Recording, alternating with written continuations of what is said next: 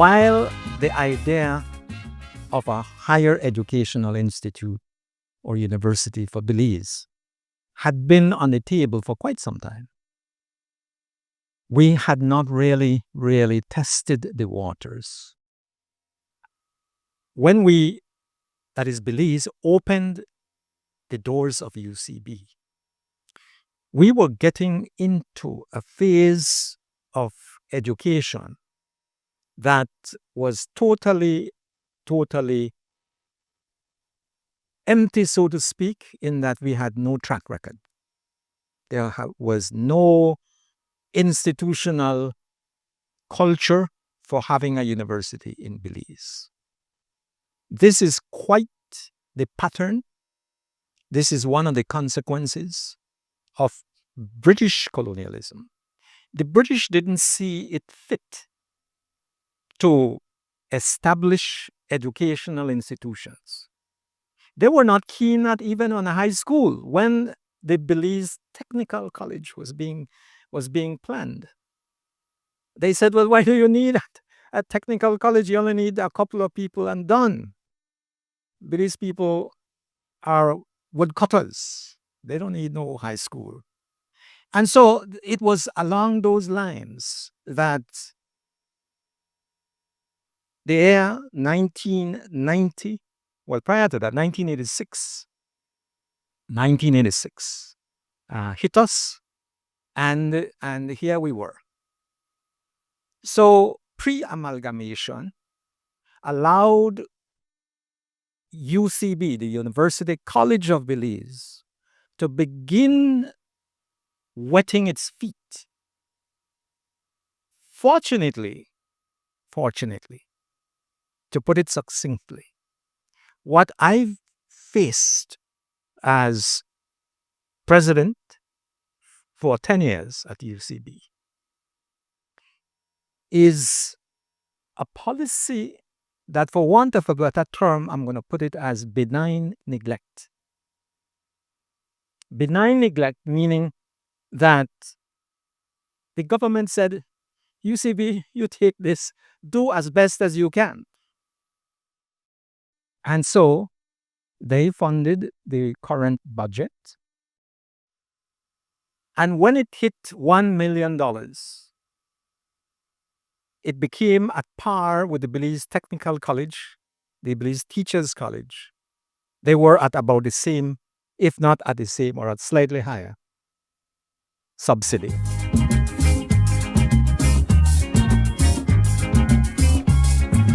Think in terms of our region. When UWI was initially established, it was established as the University College of the West Indies.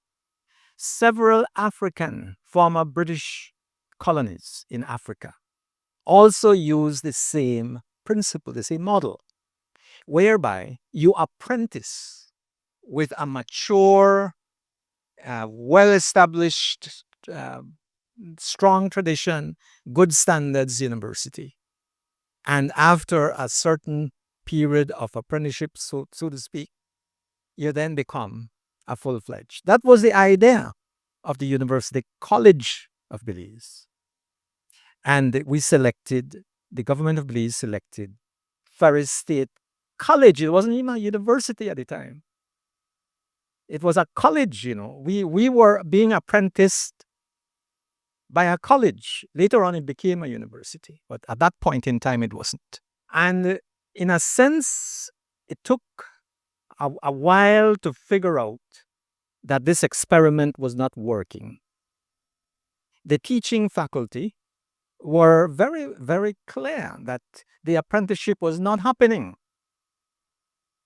We had next to Dr. Walker, George Walker, no one else other than the president, but not very clearly defined. The structures were not there. There was no research office. There was no QA office. There were, a lot of the things, the mechanisms, the offices that needed to be established were still absent.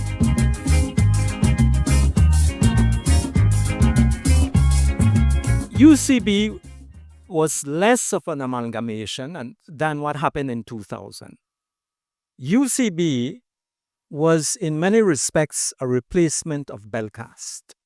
It was intended to be its own independent, autonomous, higher educational institution managed through a statutory act. Let me rephrase that. By an act that made it a statutory body. And so we were not in any particular phase of amalgamation at that point in time. Most of our students, depending on which program you're looking at, were spending all of their time at UCB. All 4 years for those 2 or 3 programs that we had started. It became evident towards the end of 97, 98, that the idea of Belcast, or even prior to that, if you recall, there was groundbreaking in Belmopan many years ago for that same idea of Belcast. And then that was torpedoed one side, and there was a comeback. That idea of Belcast was resurrected in a different manner through the University College of Belize. So what we had in those 10 years was in 1990, 4 years after UCB opened its doors, Ferris State University phased out and Belizeans took it over. In 1991 onwards. Prior to that, it was headed by His Excellency Dr. Colville Young.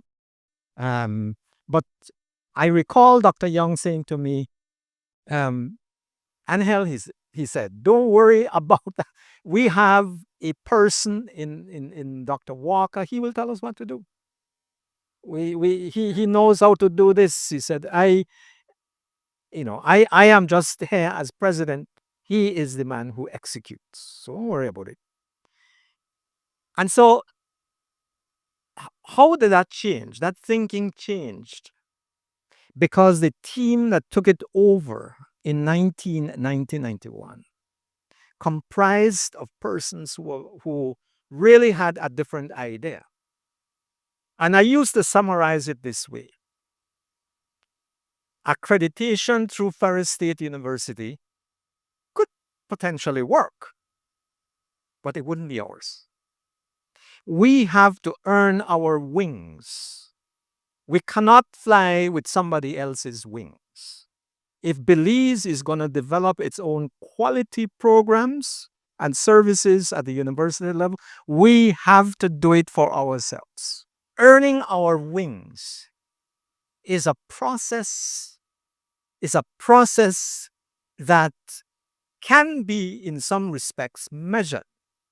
Because this is why we have a mission statement. You know that in 1990 we didn't have one? We didn't have a mission statement. We didn't have a vision statement. We didn't have goals that we had. You see, all of these things needed to be done. And so we started. And let me tell you a little anecdote about the mission statement that I feel particularly good about because it has lasted. You look at UB's present mission statement, there are elements of the 1990 UCB mission statement in there. How come? You know what we did? We did 2 things. One, we did a national survey. In the thousands, questionnaires were sent out all over Belize. And the basic question is, what do you expect of your national university? What do you want us to do for you, for Belize? One question. The second main question, or rather the second main approach, was to have public meetings at each of the district towns, Belize City, and we chose one or two villages.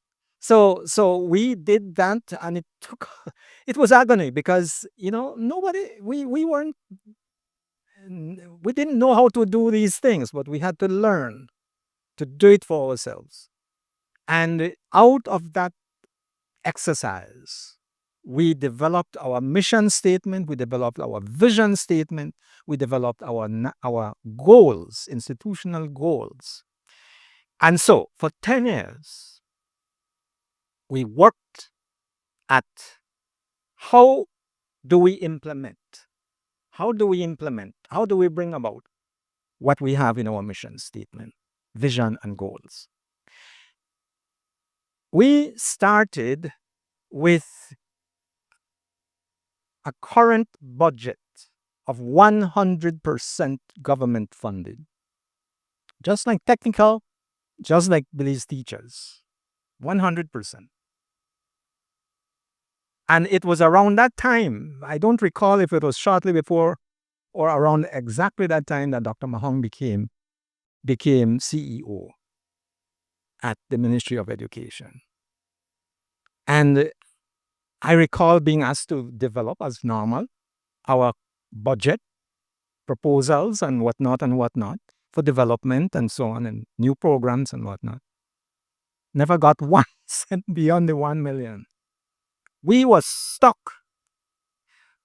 for at least 5 years. Same budget. We didn't have to submit because we knew what we were going to get. No matter what we sent in, how well it was explained, justified, whatever. So, what did we do? We said we will have to look at the models in North America, not the Latin American. Latin American model a little different. We set up the UCB Foundation. We had four patrons: Governor General, Chief Justice, Leader of the Opposition, Prime Minister of Belize. The four leading key persons in the country to be patrons of our foundation. We established a QA office. We established a research office. We established a consultancy unit that generated money. Our book rental system was wonderful, that somebody wanted to privatize it. Later on, when they saw it was generating, somebody said, "Why don't you privatize it?" So I said, "But why would we privatize the hen that lays the golden egg?" No. Anyway, so we were managing out of government $1 million, and we generated 3 more. We were managing a budget of $4 million when UCB went into amalgamation.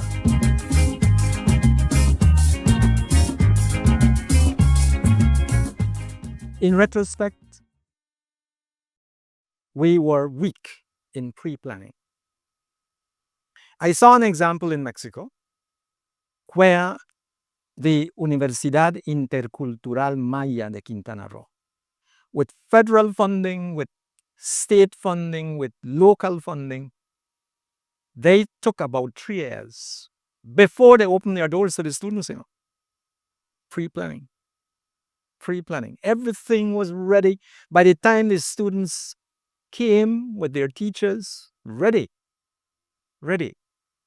We went through a phase of maybe trial and error.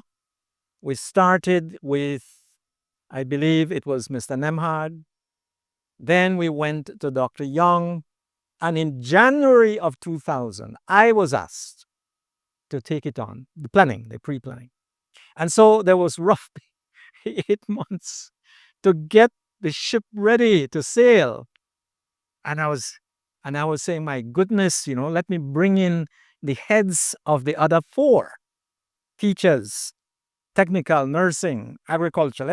Let me bring them in one time and let us plan together, because this is not just any one of the 5 doing the planning. It has to be all of us. And so there we went. Many of those systems that you referred to, but especially, there were two especially that created the most difficult challenges. One was the budget. I'll just give you one aspect of that challenge. UCB had restructured its salary scales, whereby the equivalent of the the Chief Education Officer's pay scale was what we were paying our VPs. And we had two of them, no? Later on we had three, but two at that time. And people with master's degrees and were senior lecturers, they were being paid a very attractive compared to government. Now, what happens, and we were able to handle that, but what happens when you triplicate the number of teaching faculty? You can't bring down the UCB people's salary, but neither can you pay the other people a lower salary than the UCB people. So we have to up everybody. That in itself took almost 60% of the government's grant. And it was a crucial time when there was so much to buy, so many things to be done. So that is one example. But my mind as an academic, it was the curriculum. Because what we were trying to do, in less than 2 or 3 months, we were trying to admit students. We were trying to cater for existing students who were admitted under a different program definition.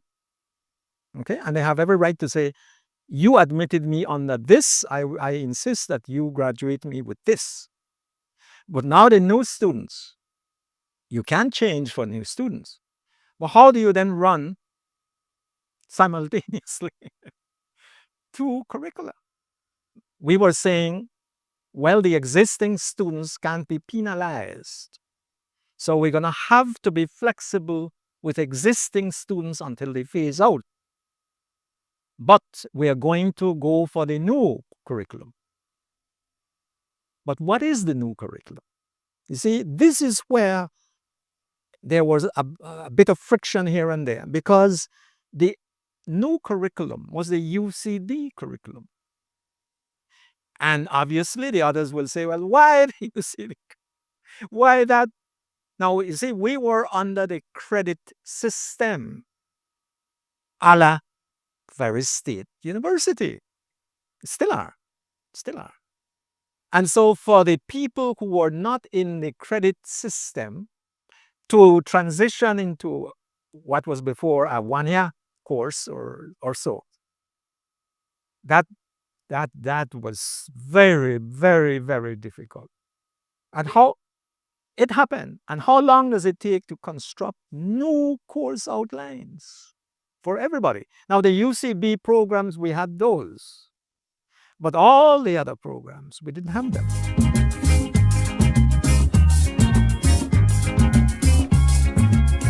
The intention is to ensure that when a student is admitted into a program, there should be a creature called a program specifications document that defines the program mission, the program vision, the program goals, the program intended learning outcomes. These are program, not only a course, program.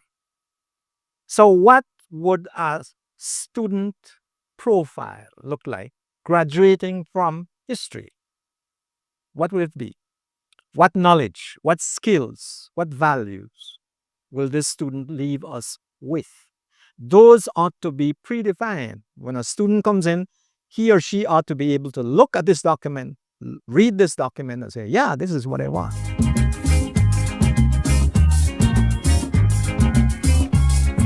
The whole idea of a university includes the idea of universe. It starts with that.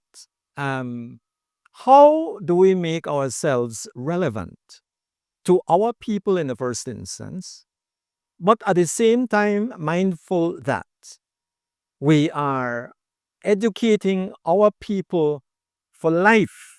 It doesn't matter where they choose to remain. I would hope that they will want to remain in Belize. But if they choose to go elsewhere, that should be okay. And our degrees should be portable, and they should be able to cope. And they are generally. Generally speaking, they are, but that is the idea. The idea is that you will have predefined what each of our, I don't know, 43, 40, whatever number of programs.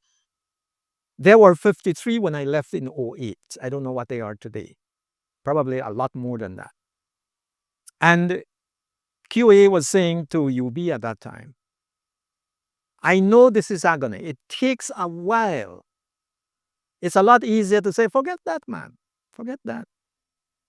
Yeah. Yeah. It takes a while. It takes a high degree of discipline, institutional discipline. You know, when I went to Okro, this is the Mexican university, by coincidence, that same September, I was appointed as the equivalent of a dean, and they were going through accreditation evaluation. And it didn't matter that I came the month before. I am the person on the spot, and I have to respond. Have to.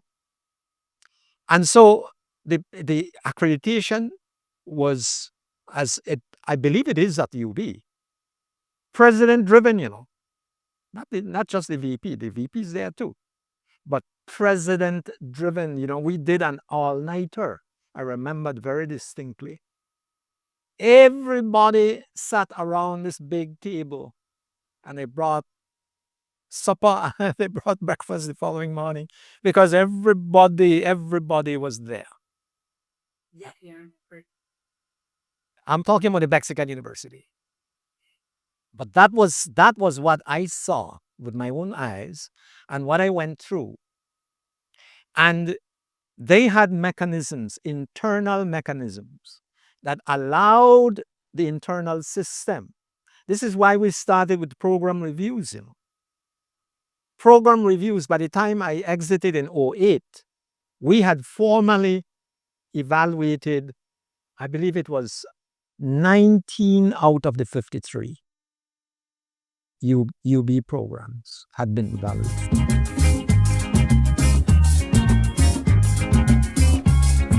An identity is always something that is under construction. And you will never really reach the point where you say, I have arrived. It's so dynamic that our generation will have certain expectations and certain requirements of its national university. But in future generations, those expectations are likely to be modified or even changed. So the identity has to move with, I'm going to use an not so much used term in these interviews, and that is, it has to move with the spirit of the institution. The institution has to have a way of reinventing itself. You see, now and again, you will find, my goodness, we were thinking of accreditation all this time. And now we have to rethink. We have to go back and retool if necessary and figure out how best do we respond to our people's requirements. Because we are a national university and we respond to the wishes of our people who, after all, fund our university.